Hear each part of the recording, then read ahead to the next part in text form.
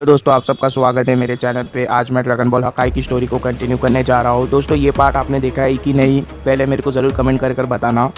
ये है dragon ball हकाई का चैप्टर 8। वीडियो पसंद आए तो वीडियो को लाइक कर देना है, चैनल को भी सब्सक्राइब कर देना। चलिए ज़्यादा देर ना करते हुए वीडियो को स्टार्ट करते हैं। मांगा की शुरुआती पेजेस में हम एक दूसरे डायमेंशन को देखते हैं एंड ये एक फॉरगॉटन डायमेंशन होता है मल्टीवर्स में। एंड इसके बाद के पेजेस में हम देखते हैं कि कोई तो बोलता है कि भगवान के लिए वो बेवकूफ़ कभी जागेगा नहीं। एंड इसके बाद हम एक लड़की को देखते हैं जो कि बिल्कुल टफल जैसी लग रही होती है एंड वो बोलती है कि ब्रेजिन तुम यूजलेस कही के आखिर तुमने उसके साथ क्या किया। एंड इसके बाद ब्रेजिन बोलता है कि मैंने कुछ भी नहीं किया, मैं कसम खाता हूँ। एंड इसके बाद हमें दिखाया जाता है कि जूनो की किडनैपिंग के दौरान क्या हुआ था। हम देखते हैं कि जूनो एक शेर जैसे एलियन से डर कर बेहोश हो चुका है।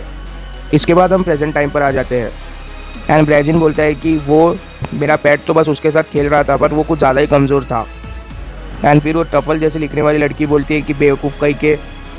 एंड फिर एक दूसरा शख्स चिल्लाते हुए ये लोगों से बोलता है कि अब हम कैसे जान पाएंगे कि हमारे एनिमीज़ का प्लान क्या है, और हमारे एनिमीज़ को अभी बहुत सारा टाइम मिल गया हमारे ऊपर एक्शन लेने के लिए।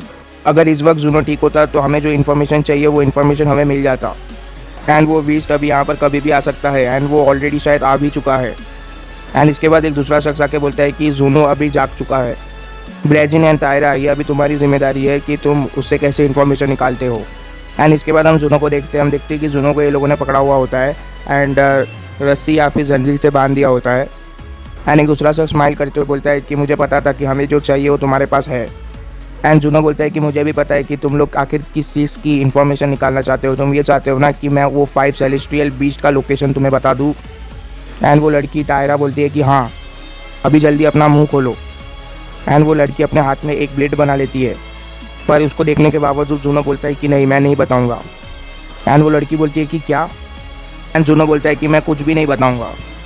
मेरा मुंह खुलवाने का ही तरीका है, तुम्हें मुझे किस करना होगा तो ही मैं इन्फॉर्मेशन दूंगा।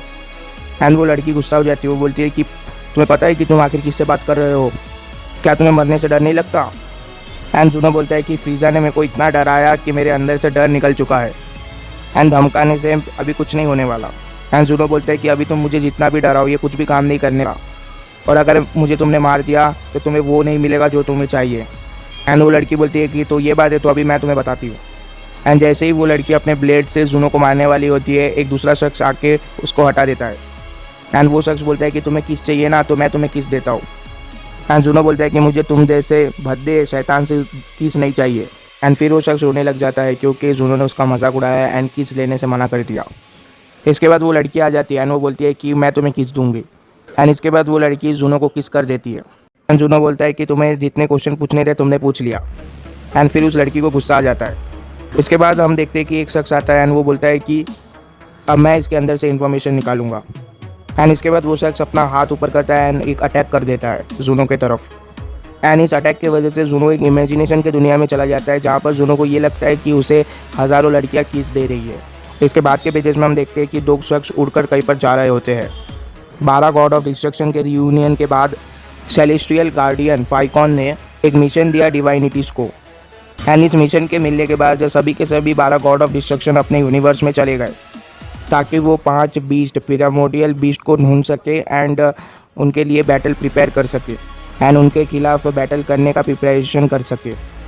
इसके बाद हम यूनिवर्स 7 में आ जाते हैं। हम देखते हैं कि वो दोनों शख्स जो अभी उड़ रहे थे वो है पाइकॉन एंड बीरस। बीरस बोलता है कि इतने सारे यूनिवर्सेस है तो तुम इस यूनिवर्स में क्या कर रहे हो एंड तुमने इस यूनिवर्स में आने का ही फैसला क्यों किया। एंड पाइकॉन बोलता है कि मुझे ऐसा लगता है कि ये प्लेस बहुत ही ज़्यादा स्पेशल है क्योंकि यहाँ पर जूनो रहते हैं एंड ड्रैगन बॉल्स भी रहते हैं एंड 2 प्रीमोडियल बीस्ट भी यहाँ पर रहते हैं 5 में से। एंड यहाँ पर मैक्स का फर्स्ट अटैक भी हुआ था। एंड सभी एनिमीज़ का ध्यान भी यूनिवर्स 7 में ही होगा, और इससे भी ज़्यादा ये मेरा होम यूनिवर्स है जहाँ पर मैं रूल करता था। बीरस बोलता है कि तुमने रूल किया इस यूनिवर्स पे, इसका मतलब क्या है। पाइकॉन बोलता है कि हाँ, मैं इस यूनिवर्स का फर्स्ट गॉड ऑफ डिस्ट्रक्शन था, इतना कि मास्टर टेरॉन ने मुझे बताया है एंड शायद मिस्टर वीज वो शख्स है जिन्होंने मुझे ट्रेन किया है।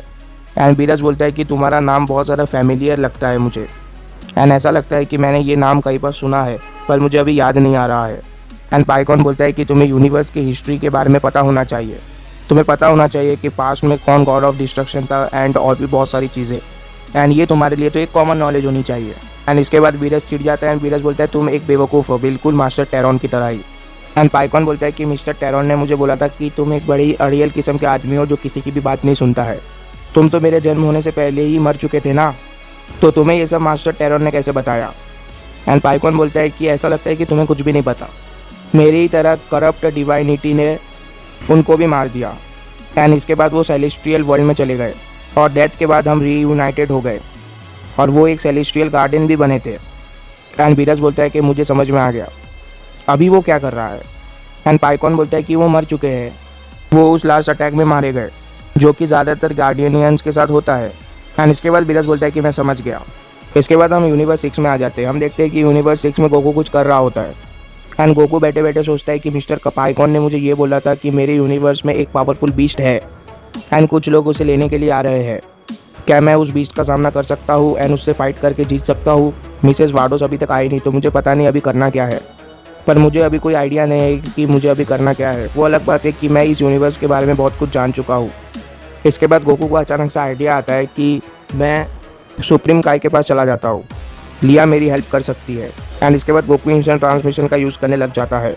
एंड वो बोलता है कि मुझे तो पता ही नहीं कि सुप्रीम काय आखिर कौन से प्लेनेट पर रहते हैं एंड इस यूनिवर्स के कौन से कोने में रहते हैं, पर मुझे ऐसा लगता है कि मिस्टर वार्डोस ने मुझे इसके बारे में थोड़ा बहुत बताया है, ज़रा मुझे अभी सोचने दो। इसके बाद हम कुछ दिन पीछे चले जाते हैं, यानी कि पास्ट में। एंड गोकू बोलता है कि आखिर मुझे कितना टाइम चाहिए मिस्टर बिल्स के पावर को ओवरकम करने के लिए। एंड वार्डोस बोलती है कि मिस्टर गोकू मैं जो बोल रही हूँ पहले वो सुनो और ये जान लो कि आखिर ये यूनिवर्स कैसा है। एंड गोकू बोलता है कि मैं माफ़ी चाहता हूँ पर ये क्लास बहुत ही ज़्यादा बोरिंग है एंड इसके लिए मैं थोड़ा सा डिस्ट्रैक्ट हो गया था, पर मैं अभी ध्यान दूंगा, मैं प्रॉमिस करता हूँ। एंड इसके बाद वार्डोस बोलती है कि मैं तुम्हारे लिए ये काम और भी ज़्यादा आसान कर देती हूँ, रुको ज़रा। एंड इसके बाद वार्डोस अपनी स्टिक के हेल्प से एक बहुत बड़ा इमेज बना देती है यूनिवर्स का। एंड यूनिवर्स का स्ट्रक्चर समझाने लग जाती है गोकू को। वो बोलती है कि ये देखो हमारा यूनिवर्स ऐसा है कि इस यूनिवर्स के सबसे बॉटम में मकायो वर्ल्ड है जिसे तुम डीमन की दुनिया कहते हो। एंड वहाँ पर डीमन का किंगडम है, उससे ऊपर मॉर्टल की दुनिया है जहाँ पर मॉर्टल्स रहते हैं। मॉर्टल की दुनिया से ऊपर कॉस्मोस की दुनिया है जिसे कि लॉर्ड दूसरी दुनिया कहते हैं। और यहाँ पर हेल भी है, पैराडाइज भी है, खायोस का भी प्लेनेट है, इमाडायो का भी पैलेस है, सरपेंट वॉक भी है एंड कायो ग्रैंड लॉर्ड का भी प्लेनेट है। एंड जो हमारे यूनिवर्स को ऑर्बिट कर रहा है वो कायस का डायमेंशन है। एंड इस डायमेंशन के सेंटर में सुप्रीम कायस का प्लेनेट है जहाँ पे गॉड ऑफ क्रिएशन रहते हैं। इसका मतलब तुम ये भी कह सकते हो कि सुप्रीम काय का प्लेनेट ग्लोब के बाहर है जो कि कॉस्मोस और मॉर्टल वर्ल्ड के बीच में है। एंड गोकू बोलता है कि गॉड ऑफ डिस्ट्रक्शन का प्लेनेट कहाँ पर है। एंड इसके बाद हम प्रेजेंट पर आ जाते हैं। हम देखते हैं कि गोकू सोच रहा होता है एंड गोकू बोलता है कि अभी मुझे याद आ गया, मिस्टर लिया ने मुझे ये बताया कि हमारे 2 प्लेनेट यानी कि गॉड ऑफ डिस्ट्रक्शन का प्लेनेट एंड सुप्रीम काय का प्लेनेट ग्लोब के बाहर है, यानी कि मुझे ग्लोब के अंदर वाली सारी एनर्जीज़ को इग्नोर करना है और फोकस करना है ग्लोब के बाहर की एनर्जीज़ को। अरे देखने से तो ऐसा लगता है कि काइस का डायमेंशन अभी भी मूव कर रहा है, बट इससे मुझे कोई प्रॉब्लम नहीं होगा। एंड इसके बाद तो गोकू को सुप्रीम काय का प्लेनेट मिल जाता है एंड वो बोलता है कि थैंक्स मिसेस वार्डोस। एंड इसके बाद गोकू सुप्रीम काय के प्लेनेट पर पहुंच जाता है। एंड इसके बाद क्या हुआ ये हम जानेंगे इसके नेक्स्ट पार्ट में। तब तक के लिए चैनल को सब्सक्राइब कर देना, वीडियो को लाइक कर देना। Goodbye, take care, thank you.